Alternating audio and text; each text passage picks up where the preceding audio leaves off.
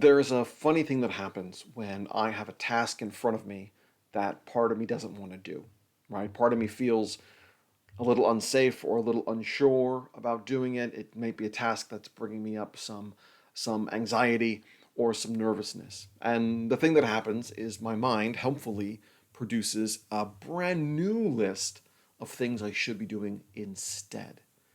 So the most recent example is making cold calls. That's something I do as part of growing my business. I make cold calls, and I try to do pick a day a week and do like 10, just get those calls done. I have a system where I've got a series of calls and then a series of emails. But when I'm getting close to that moment on my calendar, when I'm going to make those calls, a whole bunch of new ideas will pop into my head of things I should rather be or should be doing instead.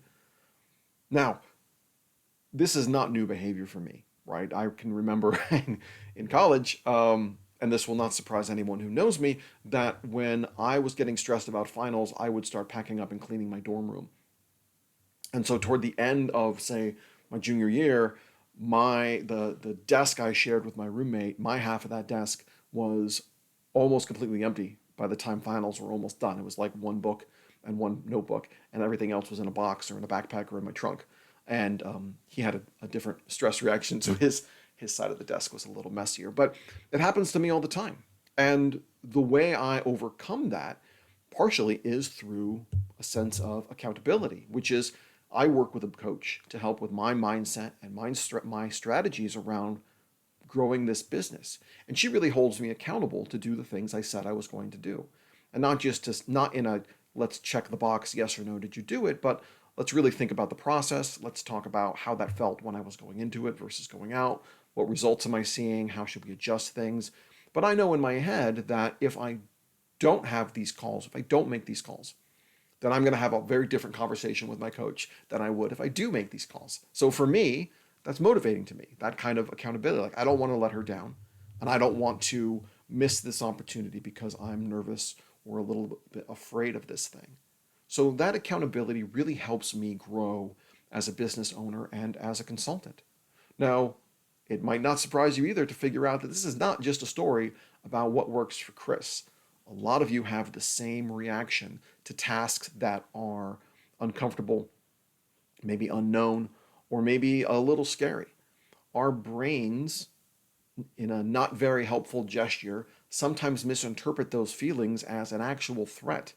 And in order to protect us from that threat, they will produce other ideas and other opportunities for us to pursue.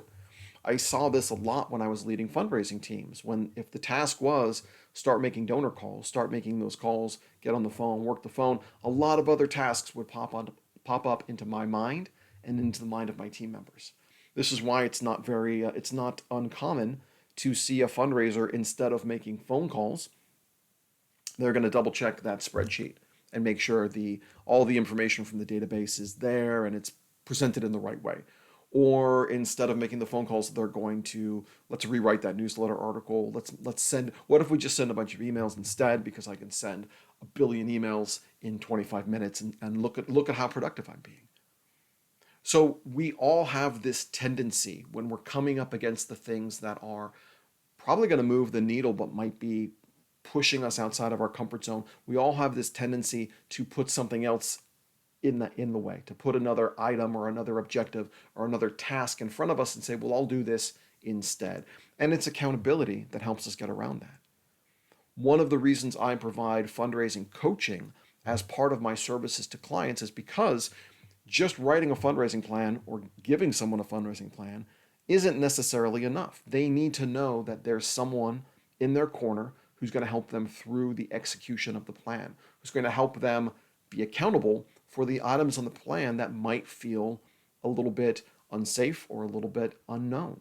Items like, let's make some more stewardship calls. Let's make some more phone calls. Let's not spend as much time creating a sponsorship deck. Instead, let's spend more time calling sponsor prospects and having one-on-one conversations with them. These are the kind of things that we can help work toward together. And again, my role as a coach is to bring that accountability to the table. So if you are a fundraiser or if you're leading a fundraising team and you're looking for that thing that's going to get you to the next step, That thing that's going to get you from we're just barely making it to we're crushing our goals. That thing that's going to take you from wouldn't it be nice to have a major gift program to here's my list of my major donors and we're really crushing this work together. Coaching and accountability might be the thing that gets you there. I would love to talk about ways we can work together to make that happen so you can raise more and you can do more for your clients. I'll also say I will be talking about issues of accountability at the upcoming Nonprofit Leaders Conference in Western Washington. This is going to be on April 16th and 17th. I'll be presenting along with my colleague Jennifer Lee Dodson, and we'll be talking about board fundraising and accountability, both accountability between the staff and the board and accountability between peer-to-peer accountability between the board members plays a really big role in creating systems that make our board members feel like they not only can do fundraising, but they're excited to be fundraisers for the mission. So I'll put information about that conference in the comments below this video. So check it out. Love to see you there. And again, if you want to talk about the thing that might be missing in your fundraising strategy, I would love to help you raise more money. So give me a ring, drop me a line, and of course, keep up the great work, and we'll see you next time.